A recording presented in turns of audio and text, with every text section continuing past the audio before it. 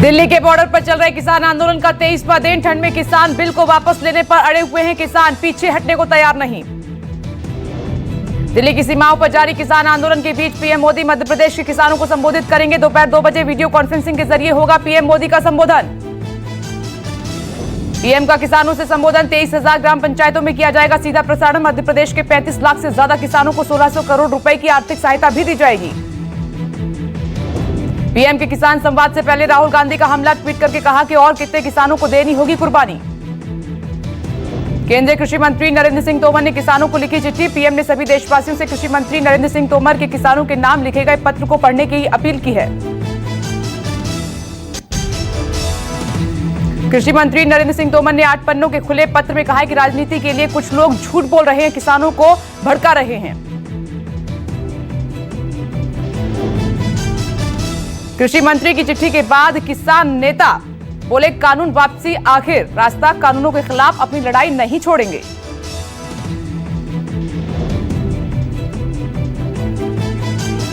वो देश को भ्रमित करने वाली है, उनमें कुछ भी नया नहीं है। वही बातें पहले थी, वही बातें अब कर दी गई हैं। उसमें कुछ नया होता तो हम उससे टिप्पणी करते।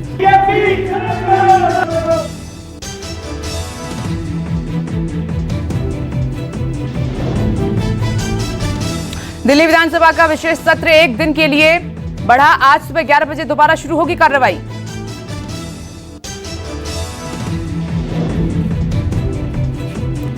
दिल्ली के मुख्यमंत्री अरविंद केजरीवाल ने कल विधानसभा में नए कृषि कानून बिल को फाड़ा।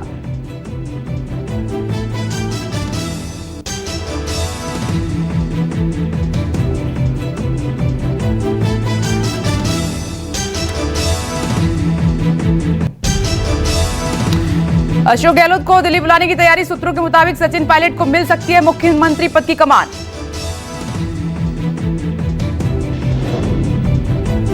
सचिन के सीएम बनने की चर्चा तेज। गहलोत समर्थक बड़े नेता पायलट के साथ तस्वीर खिंचवाने में जुटे हुए हैं।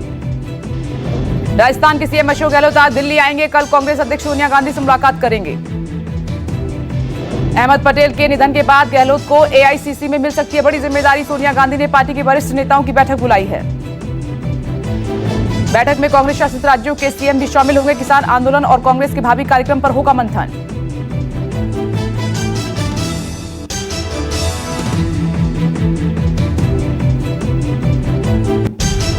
केंद्र सरकार और बंगाल सरकार में तकरार और बढ़ी। कोरोना का हवाला देकर डीजीपी चीफ सेक्रेटरी का दिल्ली आने से साफ इनकार।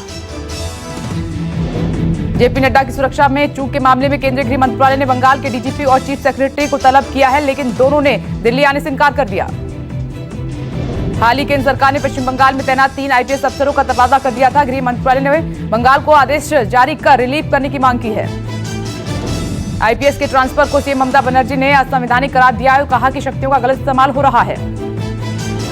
ममता ने सोशल मीडिया पर लिखा कि केंद्र आईपीएस कैडर नियम 1954 का दुरुपयोग हो रहा है और ममता ने कहा कि केंद्र द्वारा राज्य की मशीनरी को कंट्रोल करने की कोशिश की जा रही है। टीएमसी में टूट से हलचल काफी तेज हो गई है। मुख्यमंत्री ममता बनर्जी ने बुलाई पार्टी नेताओं की इमरजेंसी बैठक। बदले सियासी समीकरण पर चर्चा संभव। ममता बनर्जी को लगातार झटके। शुभेंदु अधिकारी, चित्तांशु चौधरी के बाद जितेंद्र तिवारी का इस्तीफा। आज बैरकपुर के टीएमसी विधायक शीलभद्र दत्ता ने भी दिया इस्तीफा। जितेंद्र तिवारी ने आसनसोल नगर प्रमुख के पद के साथ टीएमसी से भी इस्तीफा दे दिया है। कहा कि मुझे काम नहीं करने दिया जा रहा था। जितेंद्र तिवारी पांडवदेश्वर सीट से विधायक हैं और फिलहाल विधानसभा की सदस्यता से इस्तीफा नहीं दिया है। बंगाल मिशन पर गृह मंत्री अमित शाह 2 दिवसीय दौरे पर आज शाम पहुंचेंगे कोलकाता। क्षेत्रीय नेताओं से भी करेंगे मुलाकात। अमित शाह मिदनापुर में 19 दिसंबर यानी कि कल एक विशाल जनसभा को संबोधित करेंगे। माना जा रहा है कि सभा में शुभेंदु अधिकारी समेत टीएमसी के कई नेता थाम सकते हैं बीजेपी का दामन। पश्चिम बंगाल में अगले साल होने वाले विधानसभा चुनाव की तैयारियां शुरू हो चुकी हैं। जेडीयू ने भी फूका चुनावी बिगुल। जेडीयू ने बंगाल की 75 विधानसभा सीटों पर चुनाव लड़ने का ऐलान किया है। बीजेपी ने अलग चुनाव लड़ने पर जताई आपत्ति। जेडीयू के पश्चिम बंगाल प्रभारी गुलाम रसूल ने कहा है कि बंगाल विधानसभा चुनाव में पार्टी 75 सीटों पर चुनाव लड़ने की तैयारी कर रही है। गुलाम रसूल ने कहा है कि 3 साल से तैयारी जारी है। गांव-गांव और शहर-शहर घूमकर अपने लिए 75 सीटें चुनी है जहां जेडीयू की पकड़ है। योगी सरकार को सुप्रीम कोर्ट से झटका लगा है। डॉक्टर कफील खान की रिहाई की याचिका के खिलाफ सुप्रीम कोर्ट ने जो याचिका लगाई थी वो खारिज कर दी है। इलाहाबाद हाई कोर्ट से जमानत मिलने के बाद डॉक्टर कफील खान 2 सितंबर को मथुरा जेल से रिहा हुए थे। हाई कोर्ट ने कफील खान पर लगाए एनएसए को अवैध करार दिया था। कफील खान की रिहाई के खिलाफ यूपी सरकार ने सुप्रीम कोर्ट का दरवाजा खटखटाया था, पर सुप्रीम कोर्ट ने याचिका को खारिज कर दिया है। गोरखपुर मेडिकल कॉलेज में बच्चों की मौत के मामले में कफील खान को निलंबित कर दिया गया था। बाद में सीएए और एनआरसी के मुद्दे पर भड़काऊ बयान देने के मामले में गिरफ्तारी हुई थी। पहाड़ों पर हुई बर्फबारी के बाद ठंड से कांपा उत्तर भारत। दिल्ली में सर्दी ने 10 साल का रिकॉर्ड तोड़ा। उत्तर भारत में ठंड का प्रकोप लगातार जारी है। पहाड़ों पर हुई जोरदार बर्फबारी से दिल्ली और आसपास के इलाकों का तापमान 3 डिग्री तक लुढ़क गया है। दिल्ली शीतलहर की चपेट में। मौसम विभाग ने दिल्ली में ठंड को देखते हुए ऑरेंज अलर्ट जारी कर दिया है। दिल्ली एनसीआर में 10 साल बाद तापमान सबसे कम हुआ है और कल देर रात दिल्ली एनसीआर में दर्ज न्यूनतम तापमान 3.5 डिग्री था। मौसम विभाग की चेतावनी है कि ठंड के अभी शुरुआत है और आगे आने वाले कुछ दिनों में ठंड और बढ़ सकती है। दिल्ली से सटे गाजियाबाद में भी आज सुबह कड़ाके की ठंड दिखाई दे रही थी और अलाव जलाकर लोगों ने ठंड को भगाया। राजस्थान में पारा लगातार लुढ़कता जा रहा है। माउंट आबू में तापमान 0 से नीचे पहुंच चुका है और ऊंचे पहाड़ों पर ओस जमी हुई है। राजस्थान के कई जिलों में तापमान 10 डिग्री सेल्सियस से नीचे रहा है और मौसम विभाग ने 10 जिलों में 21 दिसंबर तक शीतलहर की चेतावनी दी है। करनाल, हिसार, अमृतसर, लुधियाना और पटियाला में सुबह कोहरे की वजह से विजिबिलिटी काफी कम रही। हालांकि मौसम साफ होने के बाद कोहरा कम हुआ। कश्मीर में न्यूनतम तापमान 0 से और नीचे चला गया है। बर्फबारी की वजह से सड़कें जमी हुई हैं। स्थानीय लोगों की ठंड से मुश्किलें काफी बढ़ गई हैं। हिमाचल में लगातार बर्फबारी हो रही है। ऊपरी इलाके पूरी तरीके से जम चुके हैं। चारों ओर बर्फ ही बर्फ दिखाई दे रही है। हिमाचल के मनाली, डलहौजी, केलांग और कल्पा में तापमान 0 से नीचे चला गया है। मौसम विभाग के मुताबिक हिमाचल के केलांग में -5.6 डिग्री तापमान पहुंच चुका है। उत्तराखंड में बर्फबारी थोड़ी थम गई है, पर सड़कों पर कई फीट तक बर्फ जमा है। उत्तराखंड के ऊधम सिंह नगर में ठंड ने 20 साल का रिकॉर्ड तोड़ दिया है। दिल्ली एनसीआर में बीती रात भूकंप के झटके महसूस किए गए हैं और रात करीब 11:46 पर आया भूकंप। 4.2 मापी गई भूकंप की तीव्रता। गुरुग्राम से 48 किलोमीटर दूर दक्षिण पश्चिम में रहा भूकंप का केंद्र। देश में कोरोना के खिलाफ लड़ाई लगातार जारी है। 5 महीने बाद दूसरी बार 23,000 से कम मरीज आए सामने। पिछले 24 घंटे में 22,890 नए संक्रमित मरीज सामने आए हैं और 338 लोग कोरोना से जिंदगी की जंग हार गए हैं। 24 घंटे में 31,000 मरीज ठीक हुए हैं। अब तक कुल 95,20,000 लोग कोरोना को मात दे चुके हैं। स्वास्थ्य मंत्रालय के ताजा आंकड़ों के अनुसार भारत में कोरोना के कुल मामले बढ़कर 99,79,000 हो गए हैं। देश में कुल एक्टिव केस घटकर 3,13,000 हो गए हैं। महाराष्ट्र, कर्नाटक, आंध्र प्रदेश, तमिलनाडु और केरल में सबसे ज्यादा रिकवरी हुई है। दिल्ली में संक्रमण रोकने के लिए टेस्टिंग ने रिकॉर्ड बनाया है। पिछले एक दिन में दिल्ली में 90,000 लोगों का टेस्ट किया गया। दिल्ली में कोरोना की रफ्तार थमी है। एक दिन में 1363 कोरोना के मरीज सामने आए हैं। 35 लोगों की जान चली गई। कोरोना से सबसे ज्यादा त्रस्त महाराष्ट्र में वैक्सीन लगाने की तैयारी शुरू। महाराष्ट्र के स्वास्थ्य मंत्री के मुताबिक केंद्र की हरी झंडी मिलते ही जनवरी से लगने लगेगी वैक्सीन। महाराष्ट्र में टीकाकरण कार्यक्रम के लिए कुल 18,000 लोगों को प्रशिक्षित किया गया है। महाराष्ट्र में कोल्ड चेन भी तैयार कर ली गई है। केंद्रीय मंत्री अश्विनी कुमार चौबे ने वैक्सीन को लेकर कहा कि पहले चरण में 30 करोड़ लोगों को लगेगी वैक्सीन। बूथ स्तर पर वैक्सीन लगाई जाएगी। मध्य प्रदेश में आज से 10वीं और 12वीं के स्कूल खुले हैं। कोरोना के कारण मार्च से स्कूल बंद थे।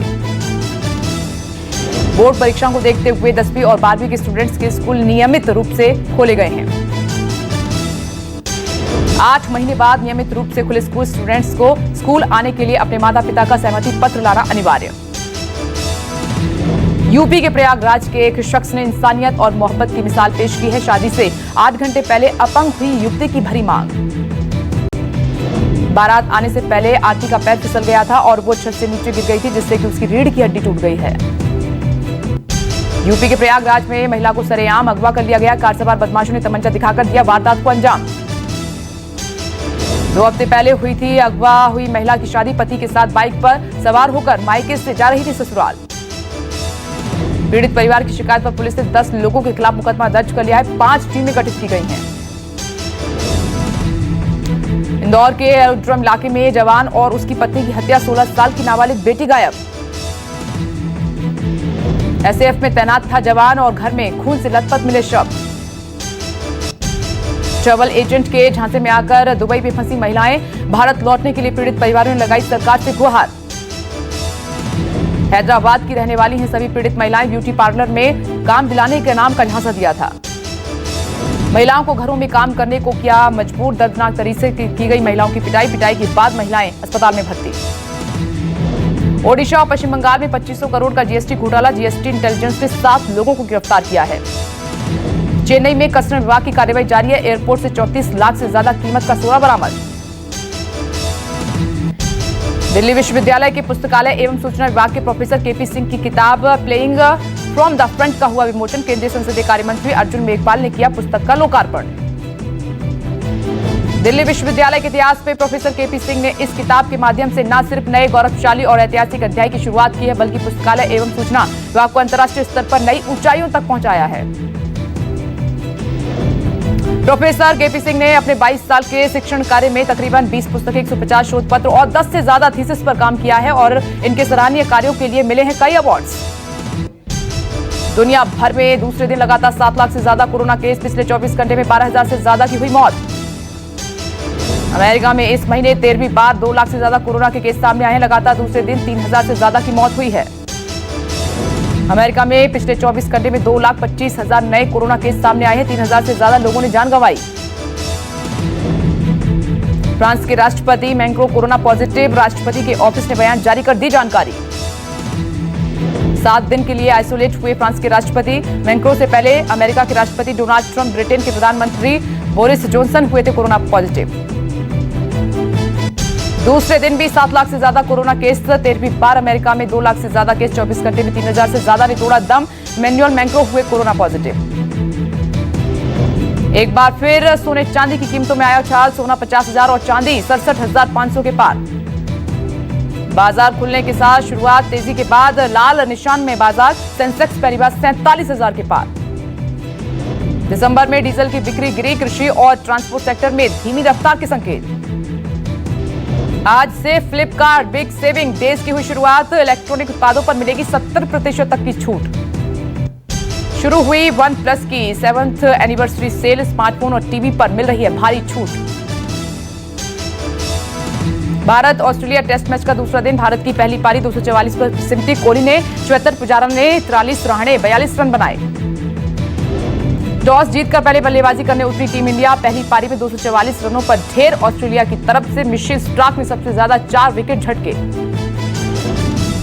पोलैंड के लेवानडोस्की ने जीता FIFA best men's player award. Messi, Ronaldo जैसे दिग्गजों को पछाड़ लेवानडोस्की बने विनर।